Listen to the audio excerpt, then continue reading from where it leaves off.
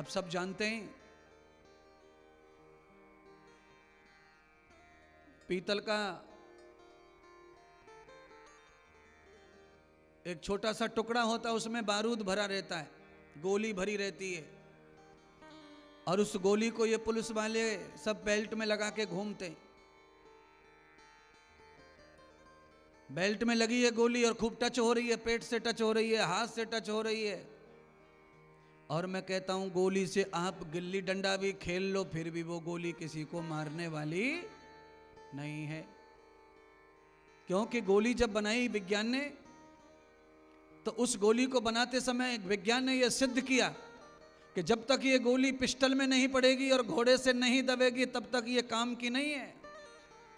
इसीलिए मंत्र चाहे कोई भी हो, ज्ञान चाहे कोई भी हो, पर जब तक वो गुरु के मुख से नहीं चलता और कान में नहीं पड़ता, काम करने वाला नहीं है।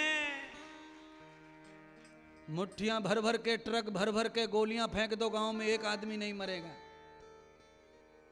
और पिस्टल में रख के गोली छाती पर रख के थोड़ा सा दबा दो, घोड़ा हाँ हाँ हाँ हाँ 2.5 बाई 2.5 का छेद कर देगी। घुसते समय कम जगह बनाती है गोली और निकलते समय ज्यादा बनाती है गोली।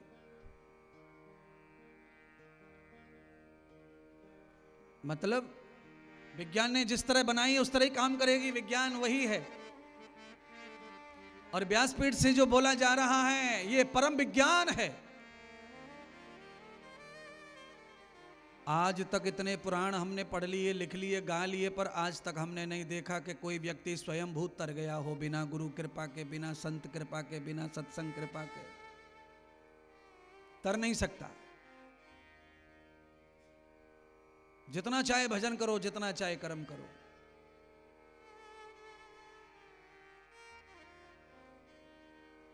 एक सिग्नेचर लगता है नौकरी के समय, और वो सिग्नेचर होता है आपकी आईडी प्रूफ को प्रूफ करने के लिए, उसको अटेस्टेड कहते हैं। फॉर्म आपने क्लियर कर लिया, सब टेस्ट आपकी बुद्धि से क्लियर होगा, आपके ज्ञान से आप आईएएस आईपीएस जो बनना बन गए, पर आपको जब तक अटेस्टेड कागज नहीं मिलेंगे तब तक वहां चलने वाले नहीं है।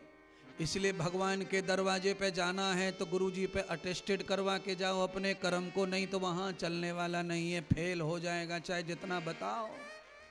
हे भगवान मैंने तो रात दिन गोविंद गोविंद गायो, राधे राधे गायो, नमः शिवाय गायो, और आपने तो मुझे कोने में पटक दिया। भगवान कहेंगे हमें भी पता है, रिकॉर्डिंग है हमारे पास कि तूने खूब भजन किया है, पर अटेस्टेड नहीं है तो चलने वाला। गुरु कृपा ही केवलम, गुरु कृपा के ऊपर केवल आदमी निश्चिंत हो जाए, स्वतंत्र हो जाए। मेरा लिखित में दे सकता हूं चैलेंज करके, उसका केवल और केवल भला होगा, उसके साथ कभी धोखा नहीं होगा।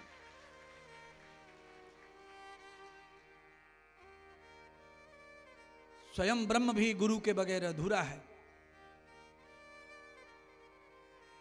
माता पार्वती ने शिव जी को स्मरण कराया, पिछले जन्म का शिव जी को सब पता था, पर शंकर भगवान भी परीक्षा ले रहे थे पार्वती की, कहीं पिछले जन्म वाली बुद्धि तो ना लेके आ गई दोबारा।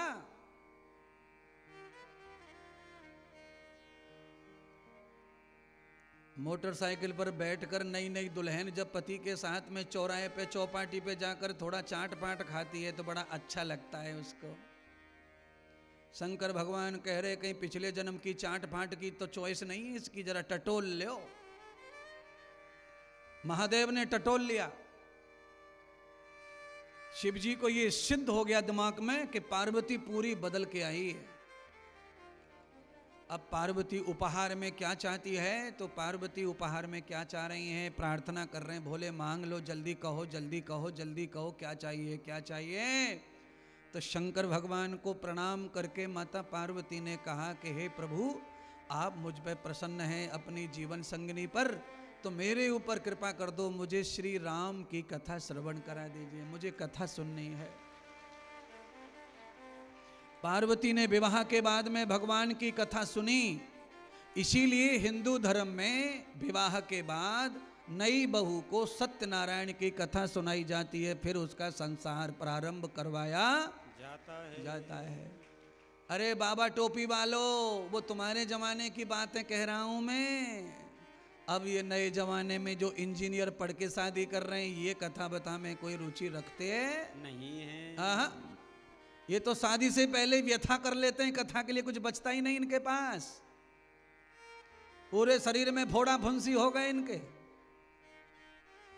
इलाज चल रहा है डॉक्टर का, शादी समय सब फपोड़े हो गए शरीर में, वायरस लग गया है। शादी से पहले ही घूमने चले गए तो खाज हो गई, कोई इन्फेक्शन हो गया किसी पौधे का। जंगल में गए थे, पेड़ दुनिया भर के एलर्जी कर गया। अब शादी का टाइम आ गया, वे इलाज करवाते घूम रहे हैं। इलाज चालू है, गोली खा के फेरे ले लिए, बैठे टेबल पे भोजन परोस रहे दूल्हा दुल्हन को। सखियां आ गईं, दूल्हा के दोस्त आ गए, चटनी ले आए, चटनी इमली की चटनी। और शादी के दिन तो थोड़ा खाना ही पड़ता है मित्रों के कहने से। अब दुल्हन खा ही नहीं रही। ये सखियां सोच रही आज ऐसा क्या हो गया, ये तो चटनी चटनी मांगे दिन भर, आज घर की चटनी ना खा रही। तो साइड में कान में बोले, कान में बोल रही है, डॉक्टर ने मना किया है कि खट्टा नको आमट खाई चे नहीं। ते गोली चालू है, सगळं शरीरला ते झाला काय एलर्जी।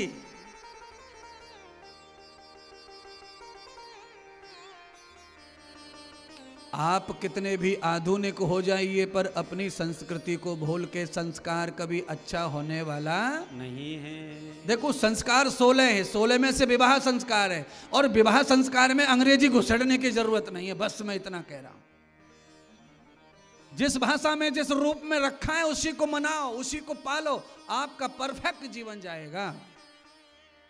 पर पैसे जब आदमी के पास आ जाते हैं, अंग्रेजी आ जाती है, तो आदमी थोड़ा सा हलचल करता है, थोड़ा धरती छोड़ देता है। अच्छा बोलिए, आप सबसे सवाल है, जैसे आदमी धरती छोड़ देता है, जल्दी से उड़ने लगता है, ऐसे घर धरती छोड़ दे तो क्या होएगा? जिस घर के नीचे धरती है, अगर तुम्हारे घर ने धरती छोड़ दी या धरती ने घर छोड़ दिया तो घर का क्या होगा, ये तो बताओ। अरे महाराज क्या होगा, घर औंधा उल्टा गिरा पड़ेगा, धड़ाम। वही समझा रहा हूं, चाहे जितने बड़े हो जाओ, कमा के खा के बड़े हो जाओ, पैसे वाले हो जाओ, कितने भी खाते हो जाए, अकाउंट में टोटल हो जाए, पर पैर धरती पे रखो।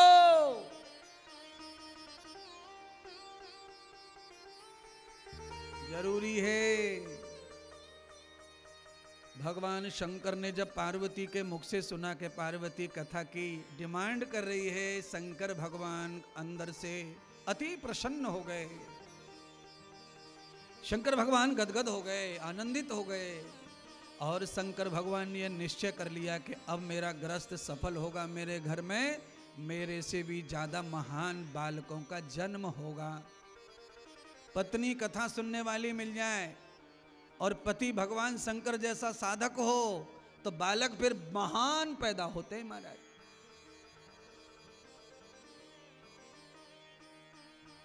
पत्नी गड़बड़ मिल जाए और पति भी ऐसा ही हो तो बालकों का नुकसान पक्का समझ के चलो। 14-15 साल के होके बालक बहुत अच्छे अच्छे नाच नाचेंगे जो तुम्हें देखा नहीं जाएगा। इसीलिए इन कथाओं को सुनने का मतलब है कि आपको रोकने की कोशिश कर रहे महात्मा इंद्रदेव, रुक जाओ, मत उड़ो, मत उड़ो। क्यों? बिना पंखों के उड़ने से क्या होता है फल? आपके गांव में कोई 3 मंजिल का घर होगा ना, तो छत पे से थोड़ा उड़ के देख लेना, बिना पंख के पता चल जाएगा 1 सेकंड में कहां पहुंच जाएंगे। है?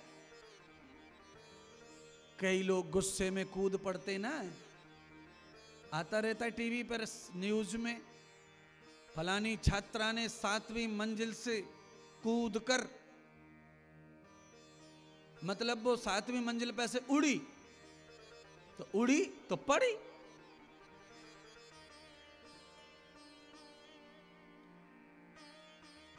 घर वाले आए, मर गई मर गई मर गई, पूरी गई गई गई, घर वाले पहचान भी नहीं पा रहे किधर गई, कहाँ गई, नाक कहाँ चली गई, आँख कहाँ चली गई पता ना। नीचे आरसीसी लगी थी होटल में, सबड़ो नक्शा बदल दियो।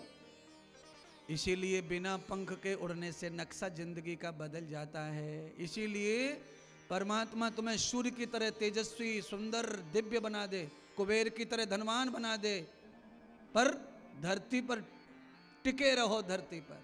क्यों?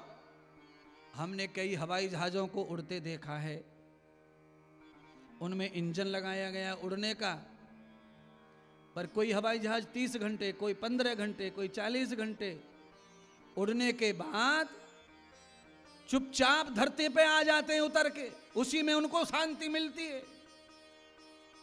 अगर वो उड़ते उड़ते धरती पे आने की कोशिश नहीं की तो वो फिर कभी मिलते, गायब हो जाते हैं, गायब।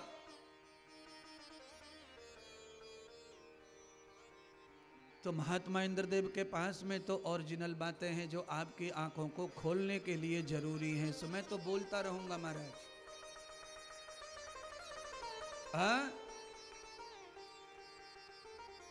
इतनी भीड़ कथा में बैठी है, ऐसी भीड़ की कथा कोई और महात्मा कर रहा होता तो 500-700 पुलिस वाले होते, और एक भी कान में कथा नहीं सुन पाता पुलिस वाला। यहाँ तो गिने चुने 2-3 है, वो भी सब कथा सुन रहे हैं। क्यों? सबको कथा ने सुरक्षित किया हुआ है, न कोई उठता, न जाता, न नाचता, न कूदता, न इधर न उधर, सब खो गए भगवान में।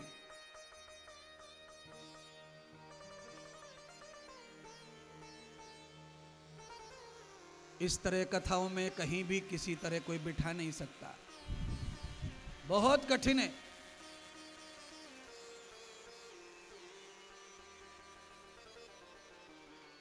पार्वती जी ने कहा, परमात्मा कृपा करो, मैं तो अब कथा सुनना चाहती हूँ भगवान की, क्योंकि पिछले जन्म में आपने लाख बार कहा पर मैंने नहीं सुनी, और आप अनेक ऋषियों के पास भी ले गए पर मैंने ऋषियों की भी वाणी नहीं सुनी। मैंने नारद जी से जान लिया है कि आप सबसे बड़े वक्ता हैं दुनिया के हरि कथा के। शंकर भगवान ने फिर जब ये प्रशंसा सुनी कि नारद जी ने सब बता दिया है कि मैं वक्ता हूं कथाओं का, मैं हरि कथा कहने का नंबर 1 वक्ता हूं, तो पार्वती जब कह रही हैं तो शंकर भगवान को भी आनंद आया कि पत्नी मेरी प्रशंसा कर रही है, मेरे कर्म की प्रशंसा कर रही है। आपका कर्म अगर अच्छा है तो उसकी प्रशंसा अवश्य होती है, इसमें कोई शक नहीं है। आप अच्छा करेंगे तो घर वाले भी प्रशंसा करेंगे।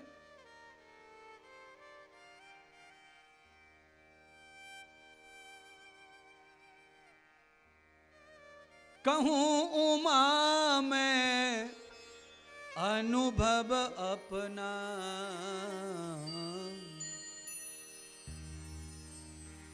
गाएंगे। आज ही मैसेज आया है हमारे यहाँ ऑफिस में कि गुरुजी थोड़ी रामायण सुना देना गा के।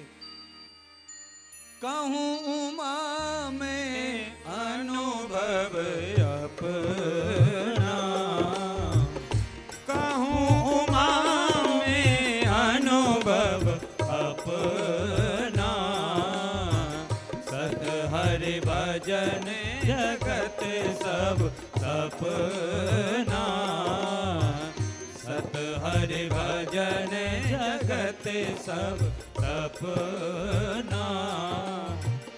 मंगल भवन अमंगल हारी, मंगल भवन अमंगल हारी, प्रभु सुदशरथ अजिर बिहारी।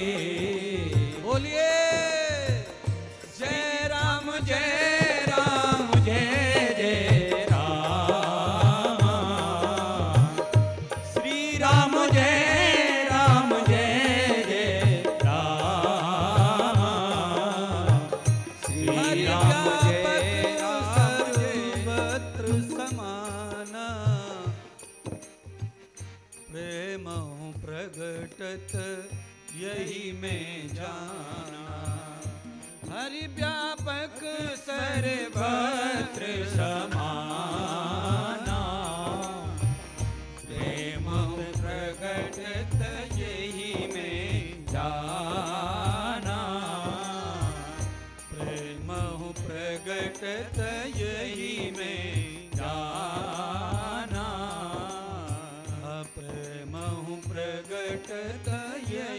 में जाना।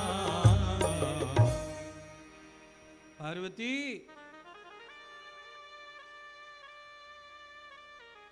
ये सारा संसार सपने के समान है परमात्मा के बिना। रात में आया हुआ सपना धन दौलत माया का सवेरे झूठा निकलता है, ऐसे संसार झूठा ही। अगर यहां कोई परम तत्व सत्य है तो वो परमात्मा ही है। इस परमात्मा को जो भजता है वो संसार का आनंद उठाता रहता है। तैरना ना आए तो नदी में मत कूदो, और अगर बिना तैरना सिखाए, बिना तैरना आए नदी में कूदते हो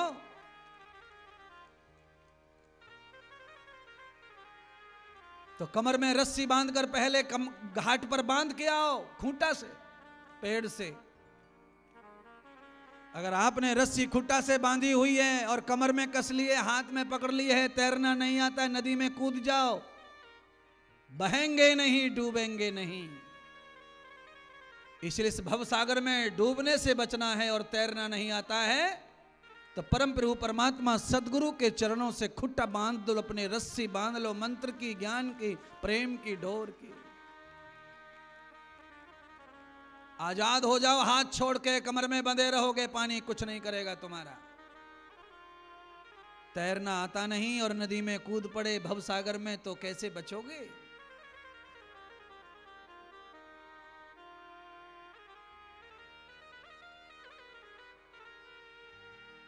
परमात्मा के सिवाय पार्वती संसार में सब अधूरा है। राम नाम जपो। पार्वती जी ने परमात्मा शिव की बात को सही समझ लिया और पिछले जन्म की सारी स्मृतियां याद थी, इसलिए टक्कर लग के अक्कल आती है। पार्वती जी को पूरी अक्कल आ गई है। पार्वती जी ने जैसे ही महादेव के मुंह से श्री राम के गुण स्वभाव की कथा सुनी, पार्वती का चित्त राम जी में रम गया।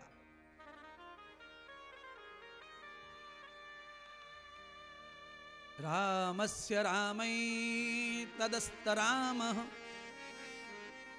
रामै रोमै रमागति। पार्वती कथा को हृदय में धारण कर ली और राम के बगैर सारा संसार व्यर्थ है। जब राम जी की सुन ली तो राम का नाम भी हृदय चित धर लिया और हृदय में जब राम का नाम रखा। आज की कथा के प्रारंभ में जलगांव के कुछ संस्था चलाते हैं बेचारे, माता कौन थी वो राम जी के बारे में, राम नाम के बारे में कुछ कह के गई हैं। इसीलिए मैंने कहा कि कथा के विराम में भी मैं राम नाम की जय जयकारी करूंगा। आज विहंग रामो रामोति गति राम। पार्वती ने राम का नाम चित्त में धर लिया तो पार्वती का चित्त संसार से मुक्त हो गया। पार्वती का चित्त, पार्वती का ध्यान राम जी से लग गया। शंकर भगवान कथा सुनाते सुनाते पार्वती को देख रहे हैं तो पार्वती के नेत्र बंद हो गए। शंकर भगवान ने जाना कि पार्वती शायद सो गई है, तो शंकर भगवान कथा विराम करके कैलाश पर चले गए ध्यान करने के लिए। पार्वती घर में ध्यान कर रही है राम जी का। कथा कब विश्राम हो गई पार्वती को पता ही नहीं है महाराज।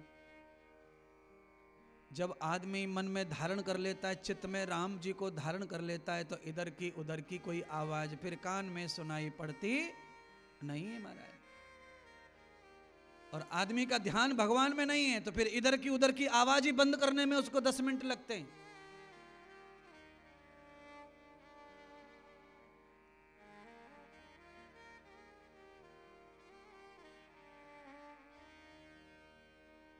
चित्त में दिया राम का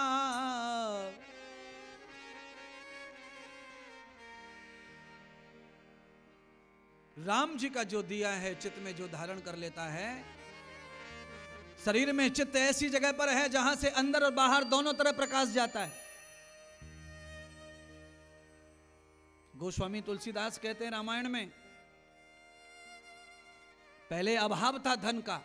रामायण जब लिखी गई है 500 साल पहले तो धन नहीं था ज्यादा, तो लोग क्या करते थे, एक घर स्त्रियों में और एक पुरुषों में।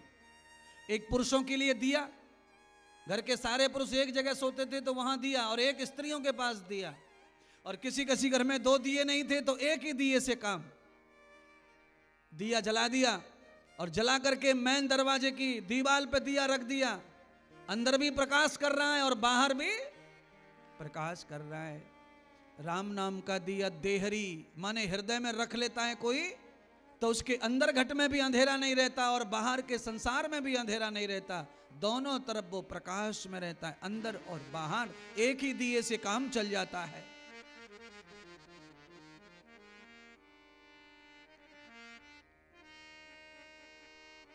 तो आप सबसे अनुरोध है, महात्मा इतनी मेहनत कर रहे हैं आपके उद्धार के लिए, आपके कल्याण के लिए, आपके सुधार के लिए, तो राम नाम का दिया हृदय में धर लो, चित्त में धर लो। पार्वती ने धर लिया तो तुम क्यों पीछे रह जा रहे हो?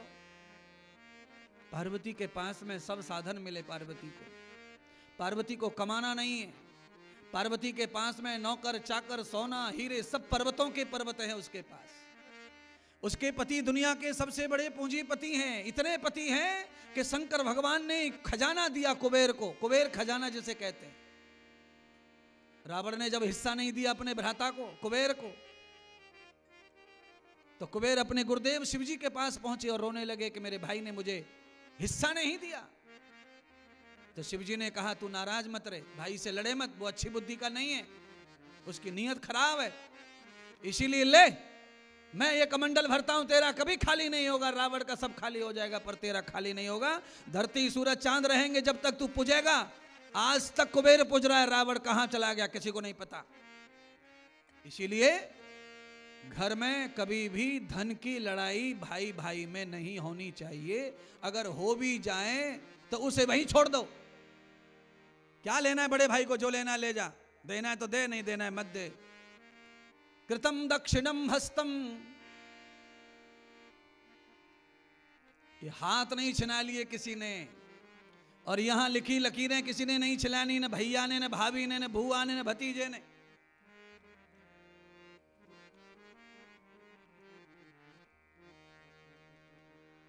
छोड़ के निकल पड़ो दुनिया में, इतनी बड़ी दुनिया पड़ी है और सारा खजाना तुम्हारा ही पड़ा है, ऐसा समझ लो आप। सारी धरती पर तुम्हारे लिए ही सब बिछा हुआ है, सोना चांदी हीरे मोती सब पे तुम्हारा ही ध्यान कब्जा है। समय आने पर सब तुम्हें मिलेगा। आज जहां तुम खड़े हो, आज जहां तुम्हारी औकात बनी है, वो पहले नहीं थी। इसका मतलब तुम्हें पता था कि तुम ऐसे हो जाओगे? नहीं पता था। तुम्हें मालूम था तुम्हारे पास इतने करोड़ रुपए होंगे? तुम्हें पता था तुम्हारे पास इतनी जमीन हो जाएगी? थी नहीं, हो जाएगी, ये चिंतन भी नहीं था। कैसे हो गई? बंगला कैसे बन गया? गाड़ियां कैसे आ गई? धन कैसे आ गया? ये सब कैसे हो गया? अरे मैं कह रहा हूं ये जो आया ये कम है, और भी बहुत आने वाला है तुम्हारे पास। पर उसके लिए लड़ाई नहीं चाहिए। आगे बढ़ो, आगे बढ़ो, आगे बढ़ो, आगे बढ़ो, कर्म करो, कर्म करो। पीछे कौन रह गया उसे मत देखो, आगे जाओ, आगे जाओ। अच्छा बोलिए, फौज में भर्ती देखने जाते हैं बच्चे, एक साथ दौड़ते हैं ग्राउंड में, पीछे कौन रह गया देखता है कोई? अगर पीछे वाले को देखेगा तो ये कभी भी पास नहीं कर सकता भर्ती का राउंड। और जो आंख बंद करके दौड़ रहा है, आगे आगे देख रहा है, इधर उधर कुछ नहीं, तो वो पार कर लेता है, भर्ती हो जाता है। इसीलिए तांगे का जो घोड़ा होता है, बारात का जो घोड़ा होता है दूल्हे का, उसकी आंखों पे साइड की पट्टी लगा दी जाती है, इससे इधर का ना दिखे, इधर का ना दिखे, केवल सामने का दिखे, जिससे वो दूल्हा को कम से कम दुल्हन के घर तक सही सलामत पहुंचा दे। हाँ, बिना चश्मा के घोड़े पे मत बैठ जाना, कोई गाड़ो दे के छोड़ाओ, नहीं तो दुल्हन वहीं पे चूड़ी फोड़ती रह जाएगी बिना शादी की। इसीलिए सब साधन पहले से ही परमात्मा हमारे पूर्वजों ने सब अनुभव कर करके तुम्हारे लिए सब फिट करके छोड़ दिया है। सारे अनुभव हमारे बुजुर्गों को हो चुके हैं, कुटने के, पिटने के, गिरने के। इसीलिए बच्चों को वो अब गिरना नहीं देना चाहते, पर क्या करें, बच्चे अब उठना नहीं चाहते। बस बुजुर्ग चाहते हैं कि बच्चे गिरे ना, पर बच्चे इतने गिर चुके हैं कि वो उठना नहीं चाहते।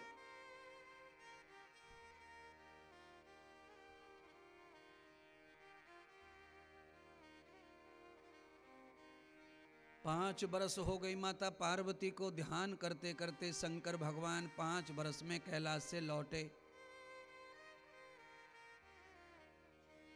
हाँ? अच्छा, शादी करने के बाद में गुरु मंत्र देकर के मराठी आदमी कोई चले जाए 5 साल के लिए और 5 साल बाद लौटे, तब तक वो मराठनी कहाँ रहेगी?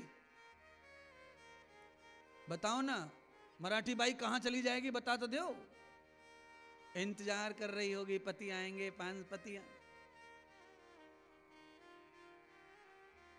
भूल के भी ऐसा विश्वास मत करने ना। जय महाराष्ट्र।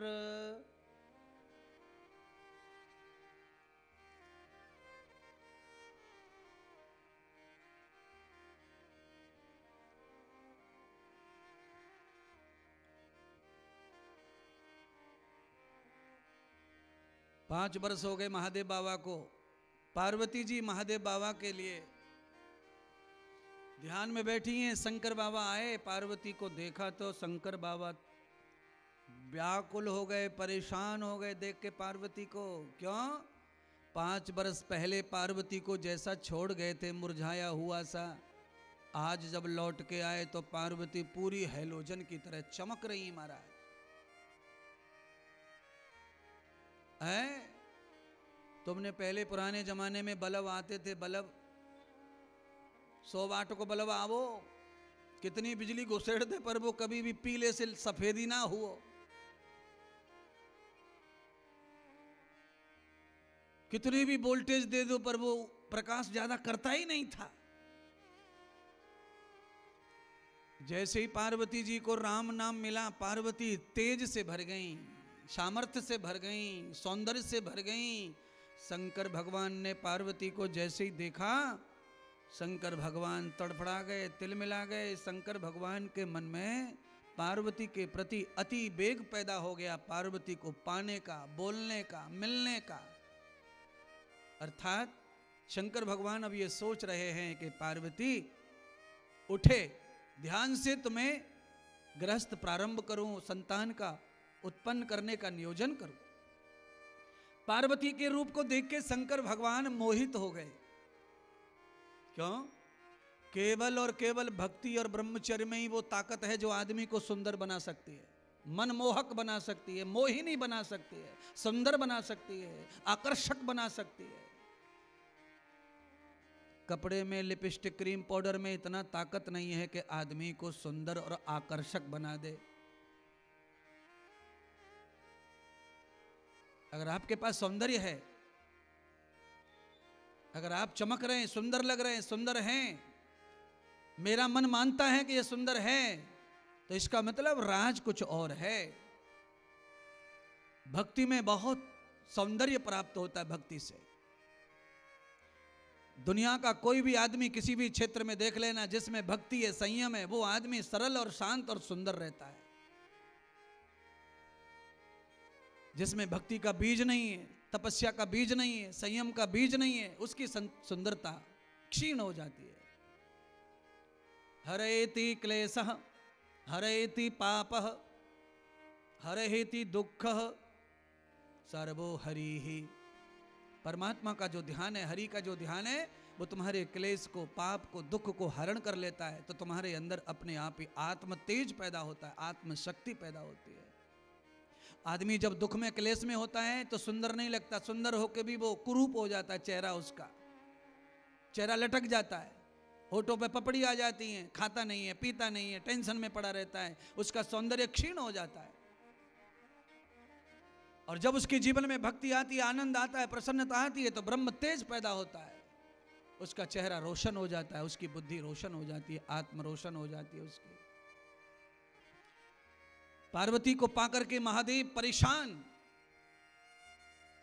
महादेव ने पार्वती को बहुत जगाया, बहुत उठाया, खाली हाथ नहीं लगाया पार्वती को।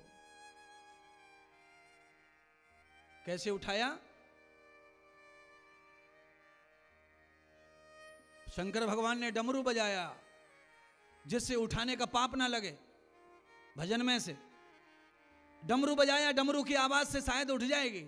घुंघरू बजाया, पैर में घुंघरू, शंख बजाया, पार्वती के ऊपर किसी का प्रभाव नहीं है। क्यों? अंतर्मुखेन दर्शनम। पार्वती 10 इंद्रियों के साथ अंतर्मुखी हो गई हैं, उन्हें बाहर की दुनिया का पता ही नहीं है क्या हो रहा है। अच्छा बोलिए, डॉक्टर जब दांत उखाड़ता है, दाढ़ उखाड़ता है, तो तुम्हें पता चलता है कहां पर सड़ासी डाल दी उसने? क्यों नहीं पता चलता? क्योंकि डॉक्टर पहले इंजेक्शन मसूड़े में ठोक देता है और उतनी जगह डेड हो जाती है। अब कुछ भी करते रहो वहां जो करना है आपको। ऐसे ही जो इंजेक्शन डाल करके डॉक्टर ने उस जगह को सुन्न कर दिया, ऐसे ही जो भगवान के ध्यान में खो जाता है वो भी सुन्न हो जाता है, उसे भी दुनियादारी का, प्रपंच का कोई खतरा नहीं रह जाता, वो प्रसन्न है।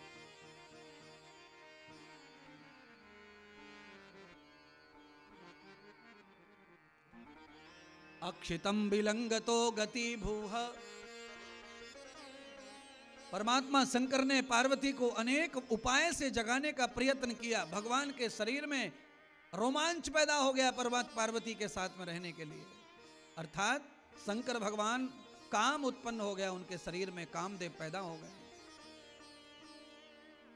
आज पार्वती की उपासना ने परमात्मा शंकर को भी व्याकुल कर दिया, अपने प्रति आकर्षित कर दिया। और ये शंकर वही है जो 5 साल पहले पार्वती को तपस्या का ज्ञान दे रहे थे कथा के माध्यम से। अरे कुछ नहीं रखा है संसार में, तप करो, जप करो, हरि गुण गाओ। और जब तप जप का फल आया पार्वती के पास में, तो वही महादेव पार्वती को पाने के लिए, बोलने के लिए, बतराने के लिए, पार्वती नेत्र खोले मुझे देखे, उसके लिए तरस रहे। केवल पार्वती की कथा ऐसी नहीं है, जितने भी भजन करने वाले हैं, प्रहलाद, ध्रुव, सुदामा, मीरा, इन सारी दुनिया इनको देखने के लिए तरस रही है। जिस प्रहलाद ने खंबे से भगवान को प्रकट कर दिया, अगर वो आज गाड़ोदे में आ जाए पांडाल में, तो बताओ कौन कौन है ऐसे जो चूमेंगे नहीं, पकड़ेंगे नहीं, फोटो नहीं खींचेंगे, सेल्फी नहीं खींचेंगे, उसके साथ सब खींचेंगे, कोई नहीं छोड़ेगा उसको। है वो तो असली था। भागवत कथा में नकली प्रहलाद बच्चे बनते, नकली प्रहलाद बना के लाते, झांकी बना के लाते हैं, उनके रूप में ही लोग खो जाते हैं, उनके साथ ही फोटो खींचते हैं, प्रेम करते हैं, दान करते हैं, सेवा करते हैं, पाए छूते हैं। केवल असली का रूप भी नकली धारण कर लिया जाए तो भी उसको सम्मान मिलने लग जाता है। कितना सम्मान मिलता है। रासलीला में कृष्ण बनने वाला, रामलीला में राम बनने वाला आदमी कितना सम्मान पाता है। क्या वो राम है? क्या वो कृष्ण है? पर रूप को कितना सम्मान मिल रहा है। तो इसीलिए मैं आपको कह रहा हूं, असली रूप नकली व्यक्ति भी पहनता है तो भी वो सम्मान नहीं हो जाता है। तो आप अंग्रेजी का रूप छोड़िए, संस्कृति बदलिए, सनातन के कपड़े पहनिए, सनातन का भोजन कीजिए, सनातन से भजन कीजिए, आपका सम्मान बढ़ेगा, प्रतिष्ठा बढ़ेगी, जागरूकता बढ़ेगी, आपके अंदर तेज बढ़ेगा।